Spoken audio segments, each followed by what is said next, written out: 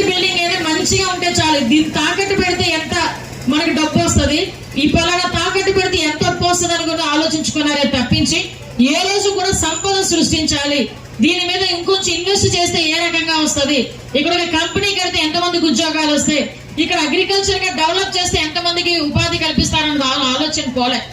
ఏ రోజైనా అది తాకట్టు పెడదామా ఇది తాకట్టు పెడదామా. దౌర్భాగ్యం ఏంటంటే ఎందుకు 2 లైన్లు ఆ విషయాల గురించి చెప్పాలి, మీకు అర్థం అవ్వాలి కాబట్టి. తాగే వాళ్ళు అంటే మందు తీసుకునే వాళ్ళు ఆ రోజు ఇచ్చింది కల్తీ మందు, దాని మీద సిట్ ఎంక్వైరీ అవుతుంది, అది వేరే విషయం, పక్కన పెట్టండి.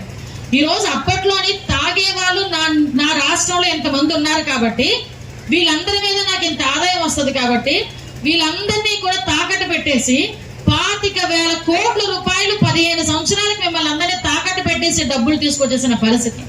అంటే తాగేవాళ్ళు రేపు పొద్దున ఎవరైనా వచ్చి మద్యపాన నిషేధం చేద్దామన్నా కూడా చేయలేని పరిస్థితి. అంత దౌర్భాగ్యమైన పరిస్థితుల్లో తీసుకెళ్లిపోయిన తర్వాత మీ అందరి ఆధారంతో మీ అందరూ కూడా మళ్ళా తిరిగి ఎన్డీఏ కూటమి రావాలి అని గౌరవ చంద్రబాబు నాయుడు గారి మీద నమ్మకంతో, గౌరవ పవన్ కళ్యాణ్ గారి మీద ఉన్న నమ్మకంతో, ఈ రోజు మోడీ గారి మీద ఉన్న నమ్మకంతో మమ్మల్ని తీసుకొచ్చి మంచి మంచి మెజార్టీలు, మామూలు మెజార్టీలు కాదు, 44,000 మెజార్టీ అంటే పాయకరావుపేట చరిత్రలో ఈ రోజు వరకు ఏ ఎమ్మెల్యే కూడా రాని మెజార్టీని నాకు ఇచ్చారు. అదేవిధంగా ఈ రోజు పాయకరావుపేట నియోజకవర్గ చరిత్రలో ఏ ఒక్క ఎమ్మెల్యే కూడా మంత్రి పదవి చేయలేదు. కానీ అవకాశం గౌరవ చంద్రబాబు నాయుడు గారు, పవన్ కళ్యాణ్ గారు, మోడీ గారు నాకు ఇస్తే దానికి బేస్ ఏర్పాటు చేసింది పాయకరావుపేట నియోజకవర్గ ప్రజలు. డైరెక్ట్ గా హోమ్ మినిస్టర్ చేసిన పరిస్థితి. ఈ రోజు ఇంకా నాకు బాధ్యత పెరిగింది. ఒక పక్క స్టేట్ వైడ్ ఇష్యూస్ చూసుకుంటూనే గ్రామంలోని కానీ నియోజకవర్గంలో అన్ని చేసుకోవాలి.